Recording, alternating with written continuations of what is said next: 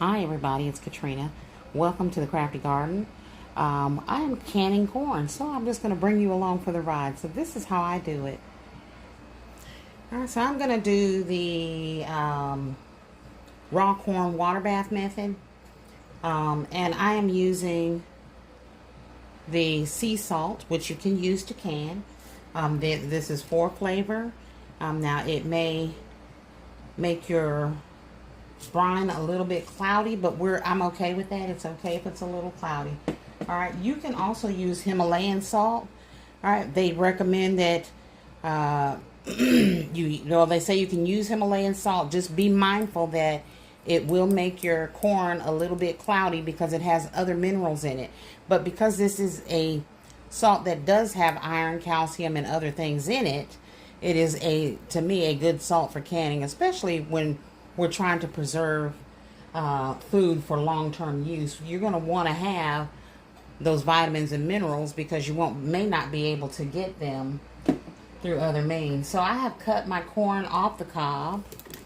All right, I will also be using butter. All right, and this is our Himalayan salt that I have grinded to use. And I'm just doing 4 small jars of it. My broth is already cooking. Alright, so I'm going to start by filling these jars with my corn here that's been cut off the cob.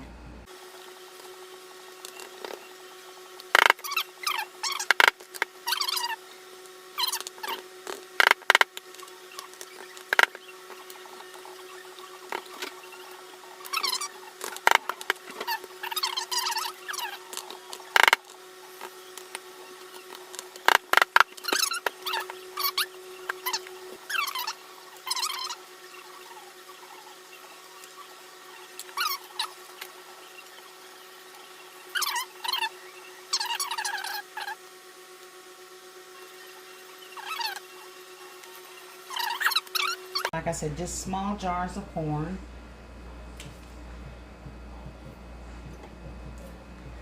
Now we're going to add our brine. Alright, so this is my brine mix here,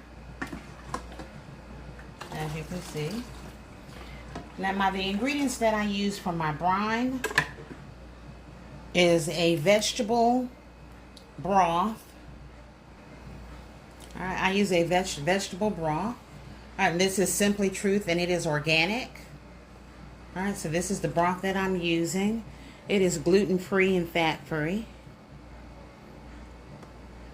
Alright, and then I added some sea salt.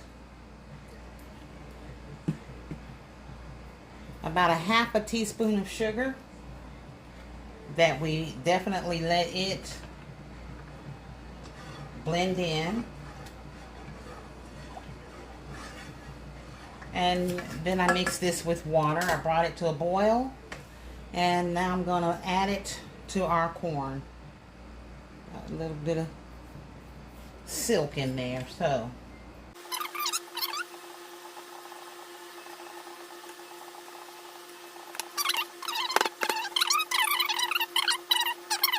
Alright, the next thing I'm going to do is add my tops. Alright, and this is just a magnet. The tops on there. Hang on, y'all, because I did not wipe off my tops here. So let me wipe these down. I have a little bit of vinegar on these tops. Very important to wipe the tops down. Very easy to forget to do that.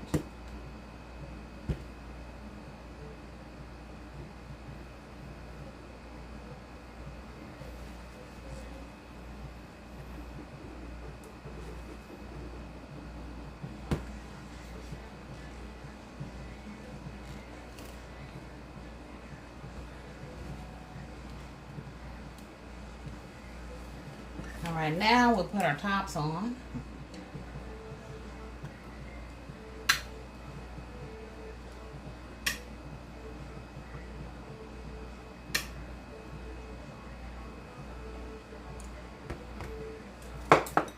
Alright, and then we're just going to put our lids on.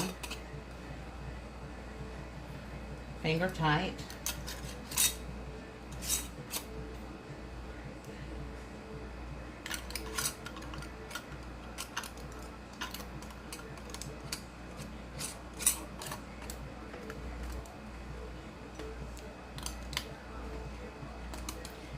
And when I say finger tight, you want to screw it on.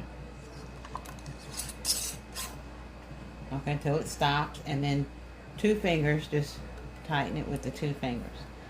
Alright. Now you see how that's popped out? It will pop in once it's sealed. Okay, so now we're going to put these in the water bath. Alright, make sure you use your device here to get your bubbles out. And you just stick it straight in.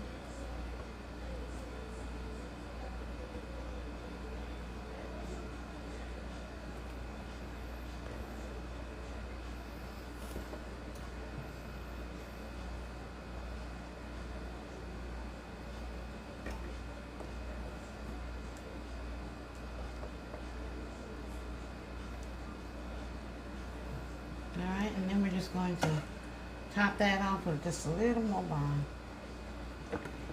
Same thing here.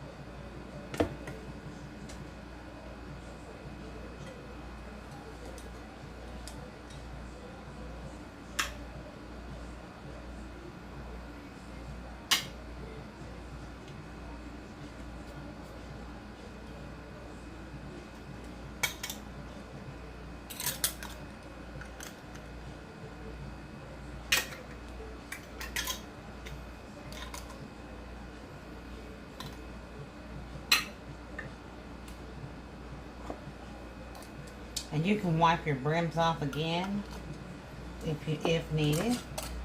Alright, fingertip tight again. And I had to come back and do this because I forgot to do that. And you don't want to have a whole bunch of air in there, okay? So, we're going to go over here to the water bath and get these going. Alright, so as you can see, we have placed our corn in the water bath. All right, and I'm just going to bring that to a boil. All right, and we'll let that boil for about 3 to 5 minutes. All right, so we got our corn boiling and we're going to go take a look. Now, it is recommended not to water bath corn simply because it's not a high acidic food. You want to water bath your foods that are high in acid because they're more likely to kill bacteria. However, we did add a vegetable broth to our mixture, and that vegetable broth has added acid to it because it's full of vegetables, broth from a variety of vegetables that have higher acidic value to it. And that was the reason that we added that, as well as for flavor. Alright, so we're going to go and take a look and see where we're at with our water bath. Alright, and as you can see, we are done. So the next thing that I'm going to do is turn this off, and then we're going to let it cool down some, and then we'll remove the cans. So I'll be back when it's time to remove our cans from the water bath. Alright, that's what our corn's looking like there. So I have lifted it up out of there, and as you can see, we do have the timer going. I'm going to let it sit for 10 minutes and then I will take them over to the mat, which is just some paper towels, to let it further cool down before it's stored. So I will let it cool on the mats for about 12 to 24 hours.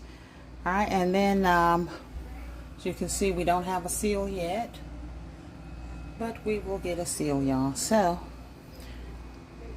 I'll be back. All right, everybody, I'm going to bring the jars over, and then I'm going to show you how I set them to store them. All right, so I just take my lifter here and I lift the cans up just like so out of the pot. So I'm going to grab the other 3. All right, and here's our 4 cans of jars of canned corn. All right, and our seals have not popped in there yet. But what I like to do is take these. I'm going to turn them upside down.